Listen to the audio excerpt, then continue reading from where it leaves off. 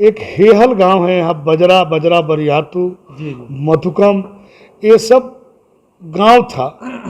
आज रांची नगर निगम क्षेत्र शहरी क्षेत्र में है। हम ये बड़े गर्व से कहेंगे कि इन गांवों का, इन मोहल्लों का विकास मेरे कार्यकाल 2018 आज 2022 में हम लोग बैठे हैं। माननीय मुख्यमंत्री, आदरणीय मुख्यमंत्री हमारे रघुवर दास जी ने इस क्षेत्र का विकास करने में, उनके कार्यकाल में हमने योजनाएं दी और पुरजोर काम हुआ। आप अगर उधर जाएंगे तो हमको याद है कि सन 47 के बाद अगर कोई काम हुआ तो 2018 में हुआ। और उस क्षेत्र का नाम भी मैं आपको बता दूं आपके चैनल के माध्यम से, उसको पहाड़ टोली, बजरा और हेहल, मधुकम के क्षेत्रों में रघुवर जी के कार्यकाल में बहुत काम हुआ। आज वहाँ की जनता बहुत खुश है। ये बेहतर मुख्यमंत्री हम तो देखे, मैंने आज 5 साल जो कार्यकाल रघुवर जी का रहा विकास के काम पे, ऑल ओवर झारखंड जितना विकास उन्होंने किया उसका प्रतिफल झारखंड की जनता ने दिया नहीं। आज जनता को मलाल है कि हमसे गलती हो गई। कड़वा बोलते थे, काम करते थे, लेकिन विकास पुरुष अगर 2000 के से लेके अगर 2022 तक हम बात करें, इस 22 वर्षों में, तो रघुवर जी जैसा कोई मुख्यमंत्री काम करने वाला तो नहीं है। सबसे पहला चीज़ कि रांची नगर निगम में हम बोर्ड की बैठक में हमने उठाया था एक बात कि शहर कंक्रीट का जाल बनते जा रहा है, इसको हम कैसे रोकें। एक कानून ला करके कि सड़कें चौड़ी हो। जो आज जिस मोहल्ले में आप बैठे हैं, अगर इस गली में किसी को भगवान न करे कहीं आग लग जाए तो फायर ब्रिगेड की गाड़ी नहीं आएगी, आने में समस्या होगी, आएगी नहीं, समस्या आएगी ही नहीं, क्योंकि रोड चौड़ी है नहीं। लोग जैसे तैसे बस रहे हैं, सरकार का ध्यान इस ओर जा नहीं रहा है। नगर विकास विभाग और रांची नगर निगम को ये तय करना है और मैं इस पर ध्यान आकृष्ट करा रहा हूँ आपके चैनल के माध्यम से। अभी भी जो हमारे नगर निगम के चेयरपर्सन है, मैं आशा लकड़ा जी, संजीव बिजुर्गे जी, हमारे मुख्यमंत्री जी, हमारे विनय चौबे सचिव जी, अभी से भी आप रांची को एक खूब सुंदर रांची बनाने का काम लाएं, एक प्रोग्राम लाएं। नमस्कार, मैं हूं संजीव कुमार और आप देख रहे हैं वेब समाचार। पूरे झारखंड में पंचायत चुनाव की जैसी ही सरगर्मी समाप्त हुई, नगर निगम चुनाव को लेकर सरकार एक्टिव हो गई है। यानी निर्वाचन आयोग भी जितने भी कर्मचारी हैं, पदाधिकारी हैं, उनको आदेश दे दिए हैं कि आप लोग जो है नगर निगम चुनाव में जुड़ जाएं। तो आपको बता दें कि अभी हम आए हुए हैं रांची जिला में वार्ड नंबर है 34 और यहाँ से जो पार्षद हैं विनोद कुमार सिंह जी हैं। तो इनसे जानते हैं कि जनता ने जब इनको 5 साल के लिए समय दिया था और पूर्व में भी कई पार्षद रहे, तो उनके कार्यकाल में क्या कुछ काम हुआ और आपको जनता ने जब समय दिया था तो क्या कुछ डेवलपमेंट यानी विकास का काम हुआ। कितने लोगों को प्रधानमंत्री आवास योजना, शौचालय, राशन कार्ड, पेंशन, सड़क, नाली, गली सहित कोरोना काल में कैसे लोगों को मदद किए। आपके कार्यकाल में कोई ऐतिहासिक काम जो पूर्व में नहीं हुआ था, या यूँ कहें कि जब से देश आज़ाद हुआ तब से वो डेवलपमेंट नहीं हुआ था, जो वो आपने काम कर दिखाया। आगे की क्या रणनीति है, अगर जनता आपको दोबारा से मौका देती है तो इस वार्ड के डेवलपमेंट के लिए आपका क्या कुछ रोड मैप होगा। और आप जब से झारखंड राज्य का स्थापना हुआ, बिहार से अलग हुई, तब से कई मुख्यमंत्री आए और गए, कई वादे किए, लेकिन अगर व्यक्तिगत रूप से आपसे पूछा जाए तो आपके नज़र में बेहतर मुख्यमंत्री कौन है, तमाम मुद्दों पर बातचीत होगी। पहले तो आपको वेब समाचार में बहुत बहुत स्वागत करते हैं। धन्यवाद जी। तो ये बताइए कि वार्ड पार्षद बनने से पहले आप क्या करते थे। मैं एक समाज सेवी शुरू से रहा हूँ और बिजनेसमैन तब भी था और आज भी हूँ जी। और तो समाज सेवा और बिजनेस दोनों घर परिवार को साथ लेकर मैं चलता हूँ। चलते थे। तो आपने वार्ड पार्षद बनने का मन कैसे बनाया।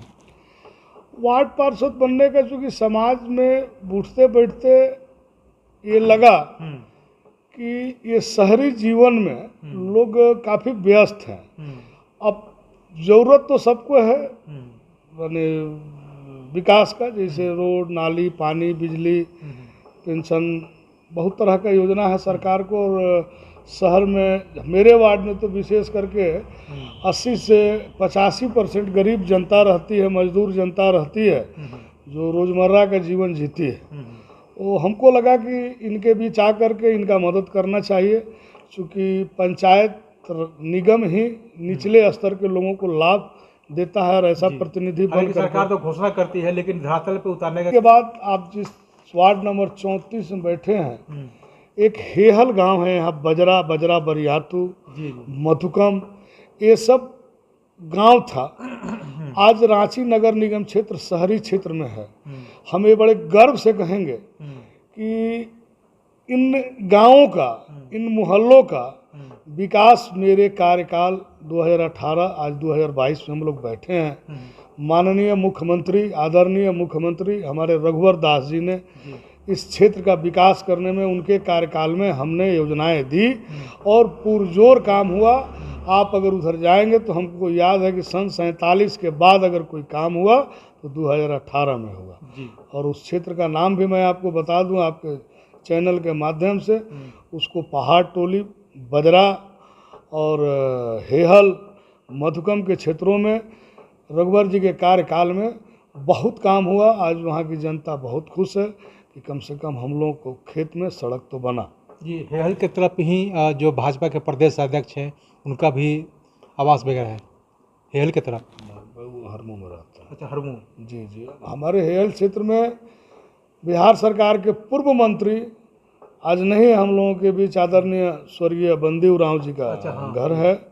और गुमला विधायक, पूर्व की विधायक गीता सूर्य उरांव वहीं रहती हैं। उनका अपना निजी मकान उसी हेहल क्षेत्र में है। जी, अच्छा बताइए कि इस दौरान जो है आपने कितने लोगों को प्रधानमंत्री आवास योजना जो दिलवाने का काम किया?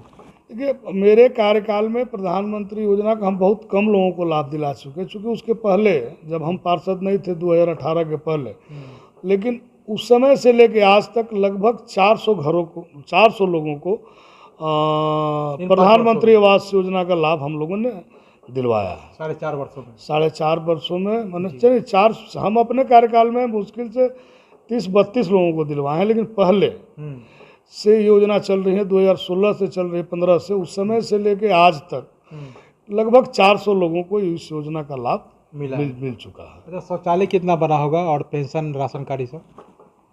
पेंशन तो लगभग मेरे कार्यकाल में अभी 4 वर्षों में लगभग, पूर्व में तो बन नहीं रहा था, वर्तमान में अभी हेमंत सरकार बना रही है, जिसमें 150 लोगों का मेरे वार्ड में अभी तक बना है। अब पूर्व में जिनका बना है उनके बारे हम नहीं जानते।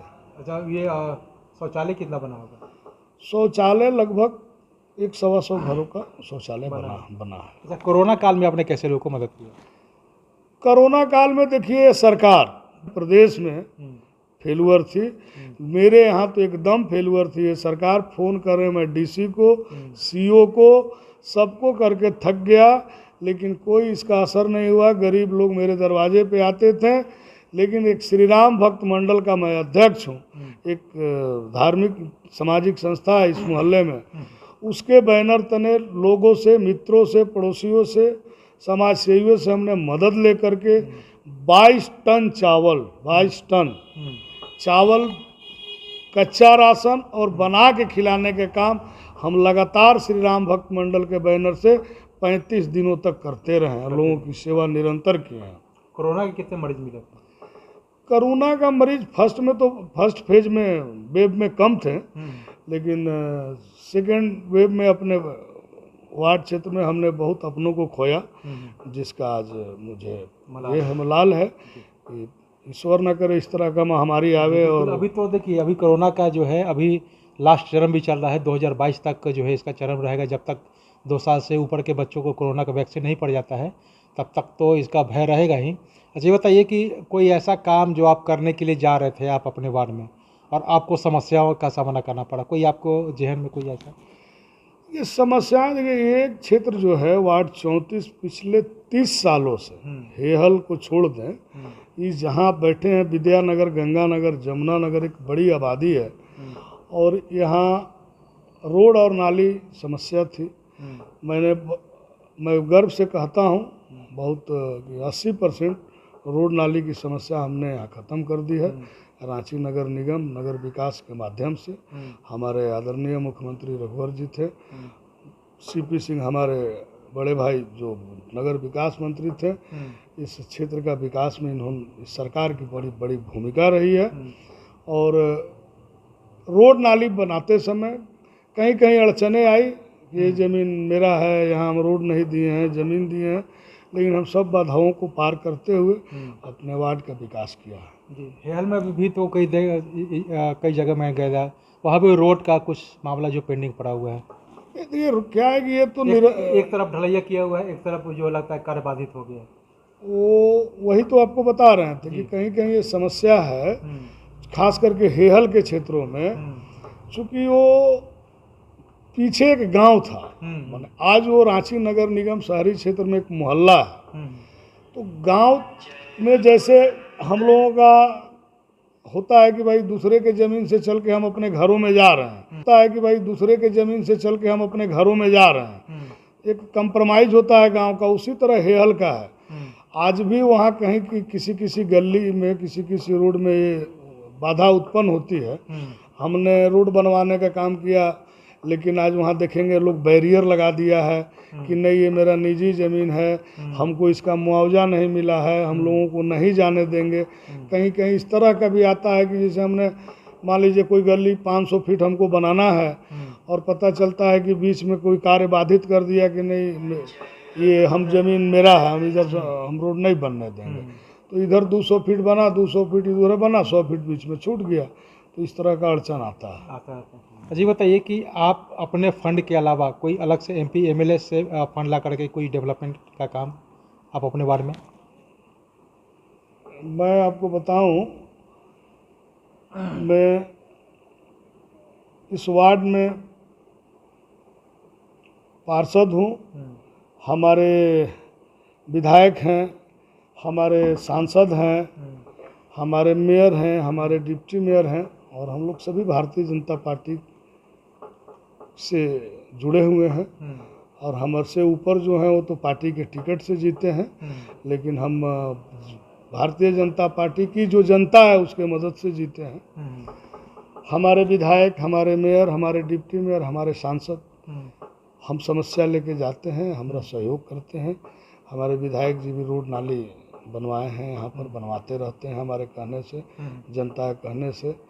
सांसद जी, मेयर, डिप्टी मेयर, सबका सहयोग हमें प्राप्त, सभी का सहयोग, और सबसे मिलकर ही हम इस वार्ड का विकास कर पा रहे हैं और आगे भी करेंगे। जी बताइए कि एक पॉइंट का सवाल है कि जब से झारखंड राज्य का स्थापना हुआ, मतलब आपके नज़र में बेहतर मुख्यमंत्री कौन है? देखिए, बेहतर मुख्यमंत्री हम तो देखे, मैंने आज 5 साल जो कार्यकाल रघुवर जी का रहा विकास के काम पे, ऑल ओवर झारखंड जितना विकास उन्होंने किया उसका प्रतिफल झारखंड की जनता ने दिया नहीं। आज जनता को मलाल है कि हमसे गलती हो गई।